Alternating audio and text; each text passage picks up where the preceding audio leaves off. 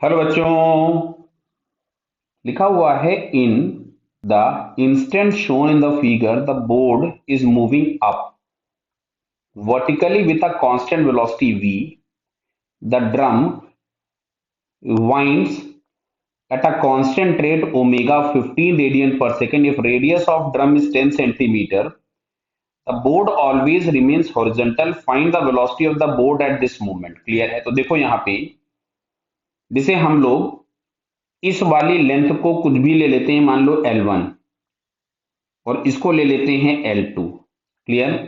तो जो total length होगी that is L1 plus L2। बात को समझना, अभी जितनी थ्रेड ये रैप कर लेगा, लपेट लेगा, उतना लेंथ में डिक्रीमेंट हो जाएगा। मतलब यहां से जो अल्टीमेटली हम बात करें तो dl/dt जो होगा that is r omega.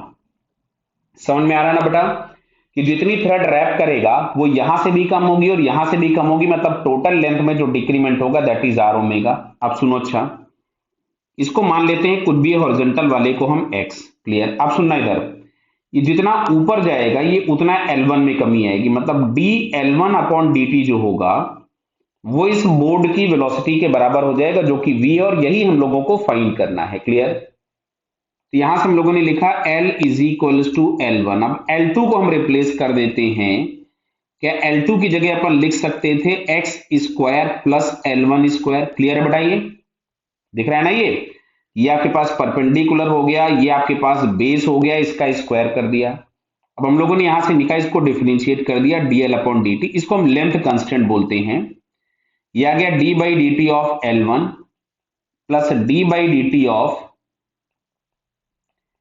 x square plus L1 square की पावर हाफ। क्लियर है? तो जैसा कि मैं ऑलरेडी लिख चुका हूं, dl/dt की जगह मैंने लिख दिया r ओमेगा। ये आ गया आपके पास v, प्लस यहां से मिलेगा आपके पास 1/2, और ये सारी चीज नीचे आ जाएगी x square plus L1 square की पावर हाफ, और ऊपर चेन रूल से जब हम x को डिफरेंशिएट करेंगे तो उसका डिफरेंशिएशन 0, क्योंकि ये x हमेशा कांस्टेंट रहने वाला है। क्लियर है? ये बराबर प्लस 2L1 और dl1/dt मैं लिख दे रहा हूं यहां पे, अगले टर्म में इसको चेंज करेंगे dl1/dt। तो ये हमको मिलता है r omega is equals to v plus, मैं लिख दे रहा हूं पूरा यहां से, 2L1 into v upon 2 into under root of x square plus L1 square. 2 से 2 कैंसिल हो गया। अच्छा, x square plus L1 square को मैं वापस L2 लिख देता हूं थोड़ी देर के लिए।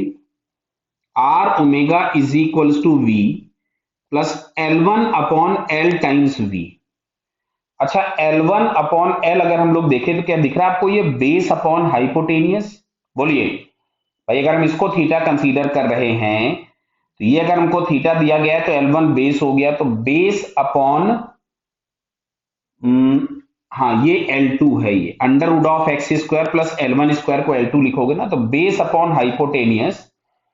तो ये हम लोगों के पास हो गया r omega is equals to v plus v cos theta, और थीटा दिया था 60 डिग्री, तो ये हो गया v plus v/2। That means 3v/2 बराबर r इंटू ओमेगा। अब देखो बेटा, रेडियस कितनी दी है? रेडियस दी है 10 सेंटीमीटर और ओमेगा दिया था 15। ये हो गया 0.1, रेडियस को मीटर में कन्वर्ट किया, और 15।